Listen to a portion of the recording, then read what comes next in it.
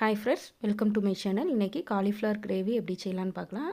அதுக்கு ஒரு கிண்ணத்தில் வந்து தண்ணி எடுத்துக்கோங்க. அதில் மஞ்சள் தூள், உப்பு ஆட் பண்ணி அதில் காலிஃப்ளவர் ஆட் பண்ணி நல்லா கொதிக்க விட்டு வேக வச்சுக்கோங்க. லைட்டாக கொதித்து வந்தவுடனே நீங்கள் இதை வந்து எடுத்துடலாம் தனியாக. போதும்.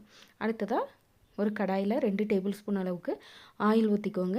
இதில் எடுத்து வச்சுருக்கிற காலிஃப்ளவரை நம்ம ஆட் பண்ணிக்க போகிறோம். இது வந்து நல்லா ஃப்ரை ஆகணும். இந்த மாதிரி நீங்கள் செஞ்சு பாருங்கள். காலிஃப்ளவர் கிரேவி வந்து நம்ம டேஸ்ட்டாக இருக்கும். இது வந்து நல்லா ஃப்ரை ஆகணும். 2 சைடும் நீங்கள் மாற்றி போட்டு நல்லா ஃப்ரை பண்ணி எடுத்துக்கோங்க. இதை வந்து ஒரு பிளேட்டில் எடுத்து வச்சிடலாம். அடுத்தது அதே எண்ணெயில் தாளிக்கிறதுக்கு தேவையானது போட்டுக்கலாம். பட்டை, கிராம்பு எது வேணுனாலும் நீங்கள் போட்டுக்கலாம். போட்டு அது கூடவே கொஞ்சமாக சீரகம் ஆட் பண்ணிக்கிறேன். சீரகம் பொரிஞ்ச உடனே வெங்காயம், பெரிய வெங்காயத்தை சின்ன சின்னதாக கட் பண்ணி இது கூட ஆட் பண்ணிக்கோங்க.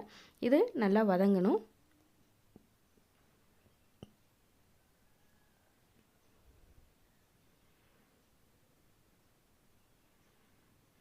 இது கூட நம்ம புதினா இலை ஆட் பண்ணிக்கிட்ட போகிறோம். புதினா, கருவேப்பிலை ஆட் பண்ணிக்கோங்க. இதுவும் நல்லா மிக்ஸ் ஆகட்டும். அடுத்ததாக இஞ்சி பூண்டு பேஸ்ட்டோட பச்சை வாசனை போகிற வரைக்கும் இதை நல்லா மிக்ஸ் பண்ணிக்கோங்க. எண்ணெயில் நல்லா மிக்ஸ் பண்ணிக்கோங்க. 1 டேபிள் ஸ்பூன் அளவுக்கு ஆட் பண்ணால் போதும் இஞ்சி பூண்டு. அடுத்ததாக 2 தக்காளியை நான் மிக்சியில் அடித்து இது கூட சேர்த்து வச்சுக்கிறேன். அப்படின்னா உங்களுக்கு சீக்கிரமாக வதங்கிடும் தக்காளி, அதுக்காக தான். இல்லைன்னா நீங்கள் கட் பண்ணி போட்டுமே இதை ஆட் பண்ணிக்கலாம். இது நல்லா எண்ணெயில் வதங்கட்டும். இதில் கல் உப்பு கொஞ்சம் ஆட் பண்ணிக்கோங்க. அப்படின்னா உங்களுக்கு சீக்கிரமாக வதங்கிடும். இந்த நல்லா எண்ணெய் பிரிஞ்சு வந்துட்டு இந்த ஸ்டேஜில் வந்து நம்ம மசாலா பொடிகள் ஆட் பண்ணிடலாம்.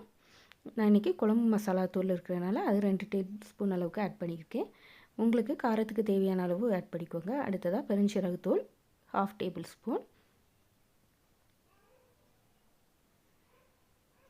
அடுத்ததாக பெப்பர் தூள், அதுவும் காரத்துக்கு தகுந்த அளவு எவ்வளோ ஆட் பண்ணுமோ நான் இன்றைக்கி வந்து 1/2 டேபிள் ஸ்பூன் தான் ஆட் பண்ணியிருக்கேன். அதே மாதிரி ஆட் பண்ணி நல்லா எண்ணெயிலேயே லைட்டாக இதை வந்து மசாலாவோட பச்சை வாசனை போகிற வரைக்கும் லைட்டாக வதக்கிக்கோங்க.